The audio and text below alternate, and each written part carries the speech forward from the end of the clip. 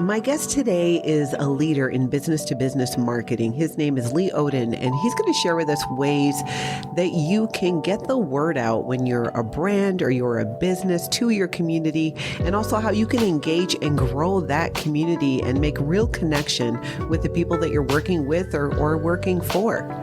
I'm Natalie Webster, and this is Tonka Talk, where we share the ways people create community and connection. Lee Oden has been recognized as a top business-to-business marketing professional by Forbes, The Economist, The Wall Street Journal. For over 20 years, he's worked with his team at Top Rank Marketing to help elevate the business-to-business marketing industry. You are an impressive dude. On paper. On paper. But also, Lee is the author of Optimize and has published over 1.4 million words on your agency's marketing blog. That blew my mind too, because that's a lot of words. Yeah. You know, when I was talking to the acquisition editor at Wiley to publish that book, they're like, look, it's 60,000 words. And I'm thinking, God, that's a lot of words. And then I started thinking about, well, I've been blogging for so many years. I wonder how many words I've written on this blog. And that's where I figured out 1.4 million or whatever. Wow. So you just took the word count from all the blog posts? Mm-hmm. Wow. I should do that. I should see. I wonder how much. There's definitely not that much, but it's something to strive for. You also, I read, are featured in a book called Online Marketing Heroes. Yeah. Which I had to razz you about that. How does it feel to be an online marketing hero? That was a little blip and just a small moment in time where some fellow decided, well, why should he write a book when he can get 20 other people to write the book for him? And Genius. Just appease to their ego. I like it, though. You know, the book, I too am featured in a book. Yes. Not to toot my own horn. It's called School Lunches. And it was written by a woman out of New York. And it's the way that people experience school lunch growing up. Oh, wow. And I grew up in Hawaii, and I'm a huge fan of spam musubi, which has got rice, spam wrapped in the nori. Yeah. And I don't recall exactly how we connected, but she came out to Minnesota, and I kind of thought it was, I don't even know if I knew for sure what it was, but a year later, I get this book in the mail, and I'm like, oh my gosh, it was a real thing. That's awesome. So what would you say? How would you describe what you do with business-to-business marketing? So, you know, Top Rank Marketing is the agency that I co-founded, and, we're 21 years old. And what we do for technology, B2B technology companies is helping get them more customers. So you have companies like Adobe, LinkedIn, SAP, Oracle, so on and so forth. Those companies are selling very high-priced things that take a long time to educate customers about. And so it's a different kind of marketing. And so what we do is we create content, we create community and connection and engagement with potential buyers and help them guide themselves through the sales journey, which could be 5 months, 18 months long, and ultimately help them make the right choice and buy from our customer. You've been doing this. I read you've done over 300 presentations in over 19 countries. When you go into different countries with all of these different cultures, I was wondering, how does that translate, being an American coming in? It's interesting. And by the way, I just hit 20 this summer. I did my first presentation in Paris. Nice. And initially, I think the first other country I spoke in was London, so it was easy. English cultures are very similar, so it wasn't too different. I didn't have to modify so much. But then when I spoke in Barcelona, here now it's what I thought were Spanish speakers. I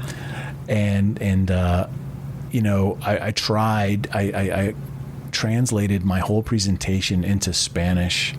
Into Catalan, actually. Catalan is what they speak in Barcelona largely. And and apparently I offended a lot of people who were from other cities visiting Barcelona that speak primarily Spanish. So Spanish and Catalan are a contentious thing in the area. So I learned quickly, not just because of that, but because of other interactions, that when other countries have you come in as an expert, they're not looking for you to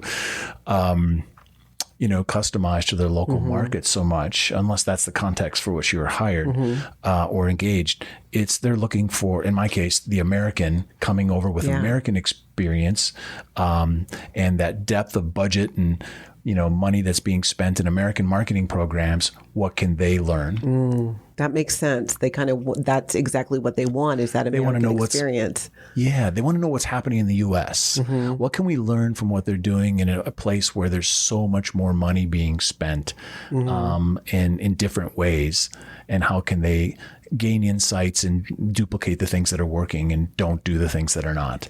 Do you think that when they market differently? Because when I think about different cultures, when you're going to visit a place, whether you're going to go to Europe, don't wear the white tennis shoes with the black socks. It's just, there's usually things that you would change in your behavior or what you do. How this excitement over being really excited often about an American coming and sharing that American experience, was that something that, is it really, really like that? In terms of me participating at an event, because a lot of, I've spoken in places like Latvia, Bucharest, so Riga, Latvia, and Bucharest, Romania, Moscow, a lot of different places. And so they're not seeing a lot of American business people very often. And they're very curious to learn about what things that are unique and special that you bring to the table. So, but I learned a lot about how they market differently there in their local markets. And most cases I was speaking in European areas, geographies. And they'd always say, almost self-depreciatingly, that they're 2, 3, 4, 5 years behind what's going on in the U.S. You know what I mean? So, like in the U.S., it's digital. As hardcore digital, that's where things are happening. And COVID accelerated the transformation of marketing into digital for B2B more than anything. Whereas there, they still have outside sales reps knocking on doors. In some cases, there's a lot more in-person types of interactions and that sort of thing. Wow. Not as much in the digital space. You don't see too many people going door to door these days or knocking on doors. And if they do, you read about it on the Nextdoor app. Especially in the consumer space. Even being in real estate, there are some realtors who do door knocking and it's worked well for them. I've not done it because I'm terrified of being chased off somebody's property. I can't imagine. Do you want to sell your house? Do you want to list your house? Who are you? Then there's the whole thing with the animals and everything too. So you never know who has a dog that's going to go at you. Have you, you've done so much traveling, are there any places that stand out to you where you would go back and maybe visit there or vacation there? Well, I can say that, in terms of other countries, the cities, I love London a lot, and I've been back to London 20, 25 times at least. Sydney, Australia, New Zealand were pretty, not so much Sydney, more New Zealand. The south part of the island in New Zealand is pretty awesome. In terms of being different than what I was expecting, or just a different environment, it was the Eastern Bloc countries. So I was in college, I was going to school in Denmark, and we did spring break in Leningrad. Oh, wow. So that was 1988, a long time ago. It was still called Leningrad at the time. And so I was able to speak in Moscow, and then on that old trip I went to Moscow as well. But going to somewhere like Moscow is pretty interesting. When I was there originally, it was just very gray and just I don't know. It was just non-eventful. You know what I mean? Just big monolithic buildings and expressionless people in public, no smiles or anything like that. And I was wondering, what would it be like? So I did a workshop there, and I presented all day. And then at the end, I'm like, okay, I'm going to walk to Red Square. It's a quarter mile away. I've got to see Red Square before I fall asleep because of jet lag. And I walked to Red Square, and I was thinking, it was going to be kind of this gray monolithic building kind of situation. What was in the corner of Red Square? Where you've seen videos in the past of all those Russian troops and the missiles walking by? Yeah. There was a Louis Vuitton bag about 2 stories high, like some installation promoting the Louis Vuitton store. So apparently along one side of Red Square, it's a big mall called the GUM, G-U-M, GUM Mall. And Louis Vuitton is an anchor store there. Wow, who would have thought? I never know. And so there were pockets in Moscow that were very Las Vegas, to be honest. And then there were other areas, just like it was in 1988. Wow. So that was an interesting place. Almost like a time capsule in ways. But it's changed a lot now today. Yeah. And the first time I was required that I had to have a guide. We had to have a guide everywhere we went. Yeah. Whereas this time it was only recommended. Oh, well, there you go. Yeah. Do you think that with marketing, and specifically you've done so much with business to business marketing, if someone is, say, listening to this and they want to maybe start their own business and get something going, how is there a way to, it's such a broad question because I know what you do is on such a large scale, but what would you say? What kind of advice would you give people when they're thinking about, I want to build my own brand around my company, around myself, if that's the person delivering the services? Are there things that you would say that would kind of encourage them or kind of give them a starting point? Because I think that's a big part of, I know what I hear from people when they talk about, I really want to get into this, or I would really love to open a business that does this. I'm always like, well, then go ahead. Go do it. You go do it. And a lot of it is like, well, but I have to have this figured out. And there is a lot to figure out ahead of time sometimes. But I think there's also some fear of putting yourself out there. And so what advice would you give someone who wanted to start their own business in terms of marketing themselves and maybe even kind of overcoming that fear? Because I feel with so much of what you do, it's the whole lead a horse to water kind of a thing as well. Well, it's kind of an interesting thing because, there's a lot of people that think about, how great it would be to go start. In fact, right now, there's a lot of folks in the, I guess, Gen Z age group where it's just don't want to follow and I know I'm making a generalization, but don't want to follow the traditional career route, and they want to get things more quickly. And, there's a lot of opportunities through the internet, through digital means to monetize, right? Yeah. And so whether it's that way or traditional, obviously, if someone's got the idea that they want to start a business, they must have some competency or some skill or have identified an unmet need in the marketplace that they want to make money on. But, it's important that, the only way to turn that into a business, of course, is to connect with customers. And the way for customers to understand who you are, you've got to create content. So that's my answer is it's about content creation. Yeah. I can reflect on what I did in my business, and I was maybe I'm still an introvert, but I was very much an introverted person and started out literally just cold calling, and it was just a desperate way to like, hey, we're selling marketing services, and we'd get meetings, and my partner and I would go pitch someone in an office somewhere, just the two of us and one or two of them, and it was a very laborious and low close rate kind of thing. And so I got the idea of like, well, okay, I'm going to start blogging. I'm going to start writing about what it is that we do and why people need to think about this as a way to go forward and how it might be better for them. And as I started writing about this, other people would react and I would interact. And so it became because it was published online as a blog, and it could be done through social now or through video or whatever. It was easily accessible, frictionless in terms of being able to reach people. And what happened then is, I got asked to speak at an event at the J.J. Hill Library here, or not here, but in St. Paul. And that sparked off me starting to give presentations about, okay, here's what a thing is, here's what it means to you, and here's what you should do next. So being helpful, creating helpful content for the audience that you're trying to sell to is probably one of the most important starting points of starting a business, I think. Yeah. Because you're creating value for why they will ultimately want to buy from you. Mm-hmm. You know what I mean? Mm-hmm. And if you're helpful to someone, they appreciate it. And now, if you're lucky enough to have a personality and have charisma, which I don't, but lots of people do, put that on camera and put that out through Instagram or Snapchat, a TikTok or whatever channel, and LinkedIn, depending what audience you're after, you can really make a lot of progress efficiently at connecting with your audience and getting that business going. That makes a ton of sense. And it's interesting to me that that would work for somebody just starting out and even a much larger company. As someone who's, like you said, an introvert, which so you kind of recharge them probably more by being alone.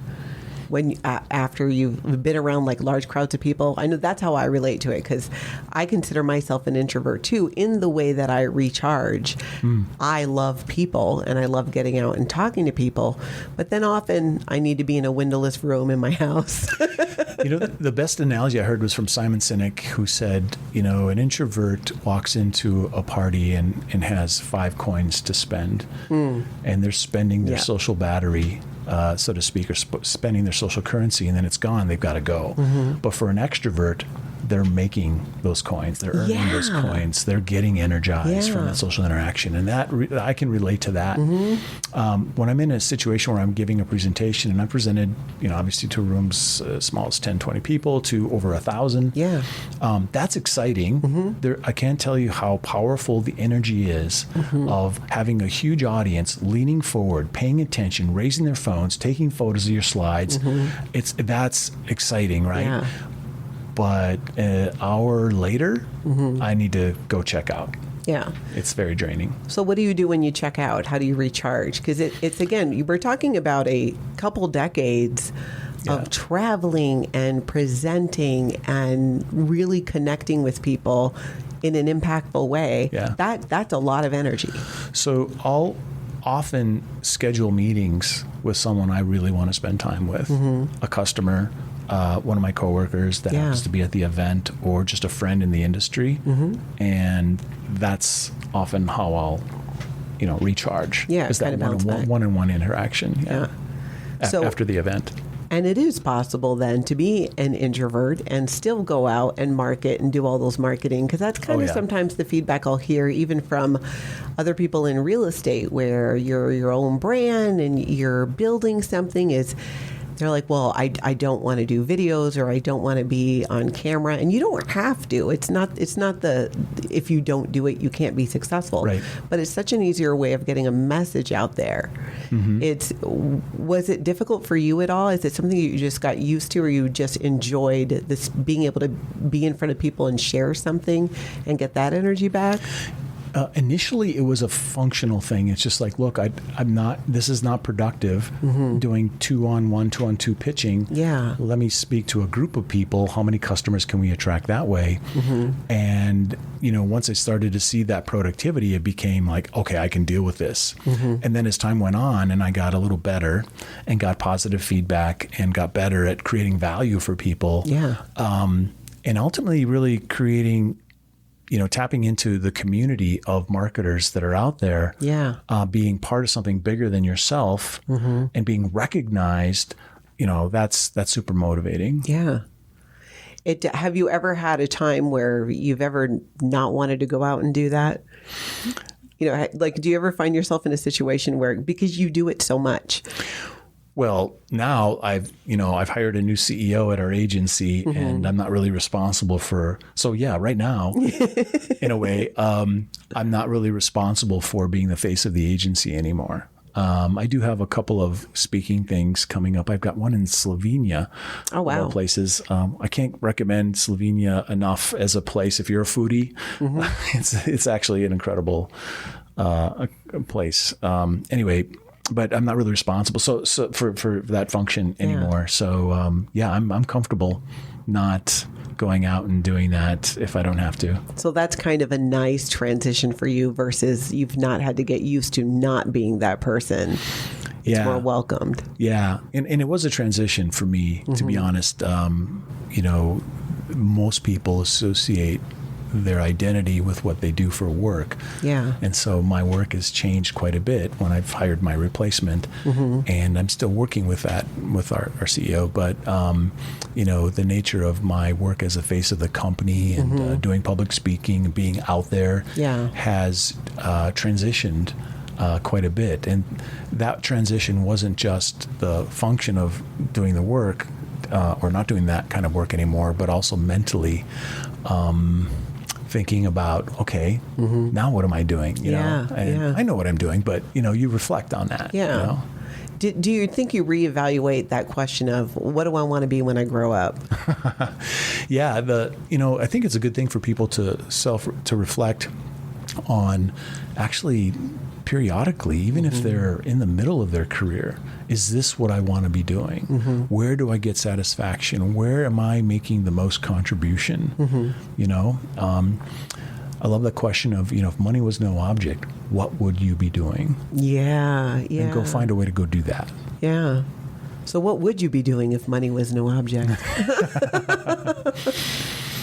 Well, that's a really good question. I think I love the idea. One of my favorite things that I got to do when I was CEO at our agency was, do interviews with other people and basically shine a light on people in the industry and elevate or lift up people and work in the industry. And that's interesting to me. The relationships, I didn't think that would be, the relationships that have resulted as a consequence of that wasn't the objective, but what has happened as a result of that has been amazing. The connections I've been able to make, people who are so smart and so passionate. About 14 years ago, excuse me, I was put on a list of marketers that rock or something like that. And I was looking at this list and I was like, there's no women on this list. And I thought that was really weird. And so off the top of my head, I made a list of 25 women who are kicking ass in marketing, and I published it on our blog, and boom, I was like, wow, that was interesting. Okay. And then, I started the next year. I thought, I think I'm going to do that list again, but I'm going to go back to the people that were on it and have them nominate someone else. Yeah. And so every year for the last 14 years have been, recognizing people, meeting them, learning about what kind of work they're doing. And that has resulted in some really amazing relationships and also community in a sense, because a lot of these folks are connecting with each other, and they're like, oh, you were on Lee's list? I was on Lee's list too. And at the time, maybe they were a director of marketing at a mid-market company, and now they're a CMO at a Fortune 500 or Fortune 1000. And, it's like they had to work harder to get where they are. They had the stories, the accomplishments that I've learned about from that community has really been inspiring to me, and so doing that kind of thing, something in that area is really interesting to me. I can completely see that. And I think it's such a wonderful way to be able to take what is an inherent talent and ability that you have. And I know you've learned as you've gone through the process, and you go through 20 years and you probably pick up a few things, but to be able to use that to, like you said, elevate another community and other people makes perfect sense. It's kind of if you could do anything, what would you be doing? Yeah. And still in marketing, which is great. Yeah. And I think being able to, come to the situation, come to the conversation with some deep experience in the industry, but also with quite a bit of empathy and hopefully practical perspective on, what's really out there in terms of talent, what's really out there in terms of remarkable, interesting work and innovative ideas, diversity of thought, diversity of people, which, I do believe can create strength. It's not automatic though. Just because you have a diversity of people or thoughts doesn't automatically mean it's stronger, but it can definitely become much stronger than if you're in those siloed thinking or legacy status quo trains of thought. It's interesting to hear you talk about it in the industry, because it seems that it's like my takeaway is the way that as you moved through it, you have found the things that work. You found the things that are helpful. When you're working with somebody, a client, or you're writing a blog and you're talking about providing help, doing things that are helpful, is it something that you look at and go, well, I think they could use this? Or do you have other means of finding out what is it? Because you know what I'm saying? Sometimes you show up, I know I've had this happen too. It's like I might think, selling my child a house was an experience like that. My daughter is going to buy a house. Well, of course I'm going to help her buy a house.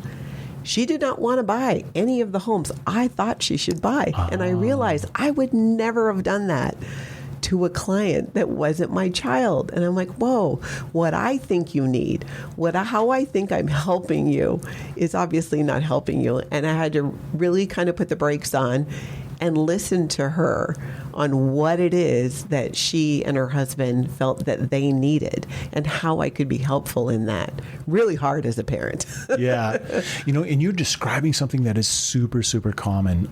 Marketers, brand marketers, even some agency people coming to the table with, here's what I think, and not using data. Yeah. And that is... you asked about, well, where do you get those ideas about how to create value, how to create connection and that sort of thing, content. And you can get customer insights through data and understand what questions, the way we think of it is we create what we call, best answer content strategies. What is a best answer? We want to become the best answer for what your buyers are looking for. And so you've got to use data about what are they in our case, what are they searching on? What are they talking about on the social web? What questions are they asking in forums and special interest groups? When we capture those things, it's like, they're not typing in, like in my case, they're not typing in B2B influencer marketing agency, right? They're like, how to work with influencers. What are good examples of influencers in B2B technology? They're asking longer and longer questions. And so you can use data to understand what does the buyer actually want to know. And then, of course, you give it to them. And you give it to them in the formats that they prefer. And there's a sort of information journey that exists within, especially B2B marketing, where, you have some understanding of how buyers discover content, what channels, right? Social and ads and email and people that they are influenced by, but also what are the preferences for content consumption. So you have to understand the topics that are of interest, like I was just talking about, but also the formats. So is it video? Like business buyers don't just turn off at 5 p.m. Yeah. They're still going to other channels. So does Instagram make sense? Does TikTok make sense for B2B? Actually, turns out it does, but it's a different kind of content that would be on LinkedIn.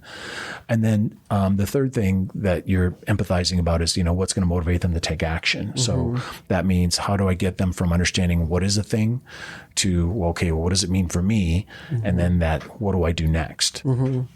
So when you say finding out, like getting data, using data, I guess it depends on the business. You said that sometimes people look to social media to find out what people are asking about, surveys, things like that. Well, social monitoring tools.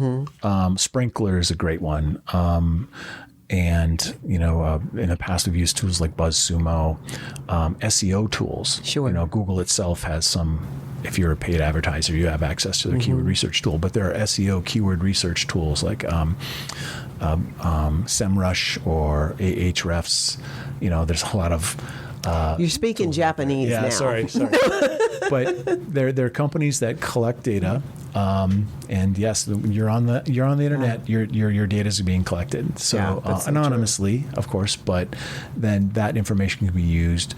You can also tap into platforms that offer advertising. So LinkedIn and Facebook and YouTube offer advertising, and there's information you can get about demographically, firmographically, about who's there and what are they doing, and you can kind of use that insight to decide whether it makes sense maybe for you to publish videos there about the topic at hand. So it's tools, and that you can use to answer those questions for your customers. Makes so much sense. And I like what you said too about what type of platforms make sense, and that the content that you share on Instagram might not be the content you share on LinkedIn. Exactly. I mean, LinkedIn might be, here's here's a new product launch. It's like very explicit. Like here's a new thing that's happening at our company. And then on Instagram, it's a behind the scenes. Like here's how we made that really cool video, or here's what's behind making the solution that we do, or here's an interview with a customer talking about their personal journey with how our company or our product is or service has helped them. What if I wanted to use interpretive dance? That would probably be TikTok. Well, I'm sure there's an AI platform that could construct an interpretive dance for you. No doubt. Do you think, again, as someone, you've done this for such a long time, that you've seen the changes with the internet and especially with social media? And this might not be a simple answer or question. Would you say that with the advent of social media and the way that so many more people can have a platform and share, in terms of a business, is that do you think it's been a benefit for businesses in terms of marketing? You can reach more people. Yeah. Has the phone been useful for communications? Yeah. Absolutely. Absolutely. For companies of all sizes. I mean, virtually every person is connecting through some social app of some kind. And of course, kids now and for years have been growing up on them, and so it's their understanding of how to connect with people that are important to them, and to information that is important to them. So, if you want to connect with your customers, you need to be where your customers are. Yeah. That's so true, and often the case, again, going back to like with real estate, getting in front of people on social media. And it's really neat to see people, even other business owners, kind of start out and you can tell they're a little shy about it. But then when they get comfortable, especially when they're sharing what they know, I'm fortunate to be able to talk to so many business owners that are so good at doing what they do, that when you get them talking about it, it's like, well, that's exactly what you just got a video and put out on social media, what you just said. Yeah, exactly. It doesn't have to be too complicated, especially when people are starting out, and just answering buyer questions. As I mentioned before, you can, of course, I was recommending using tools. And even, by the way, I didn't mention ChatGPT. It's a gold mine for finding out data like that. But, if you're answering questions every day, you're answering questions of your coworkers or of your customers, start documenting those. And then, you can do that on video, right? Or you could sit there with a coworker and just have a conversation and record it about what are some of the top questions that came up with your customers today.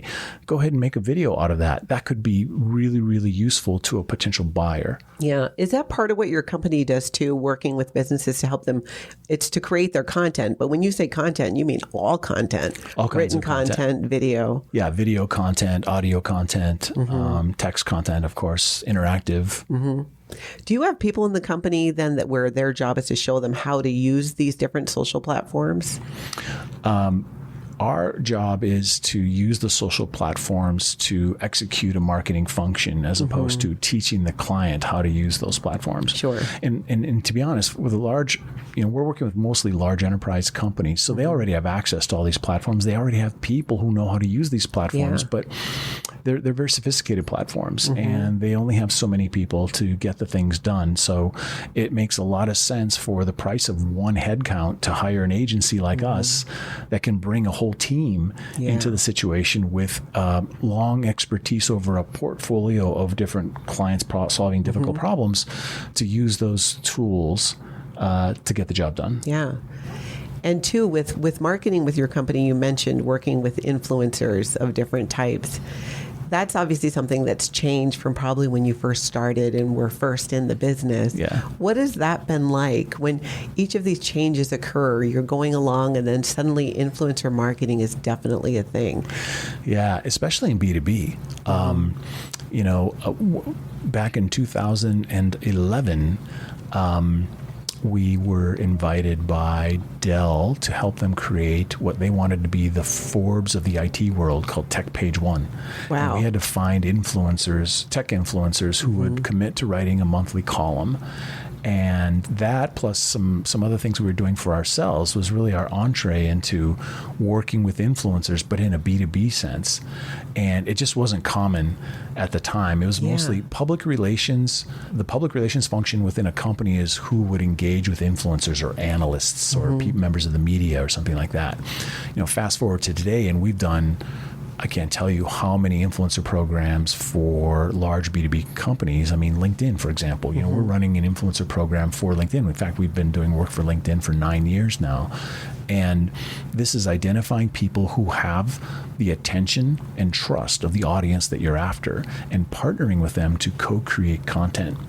So it's very different than B2C, where in B2C, you've got someone That's who's business to customer. I'm sorry, yeah, right? business to customer. So you've got someone who is a TikTok influencer and they're very charismatic and they've already got a community and a channel, and the brand will hire them to make content that they publish on their channel, hopefully promoting their product.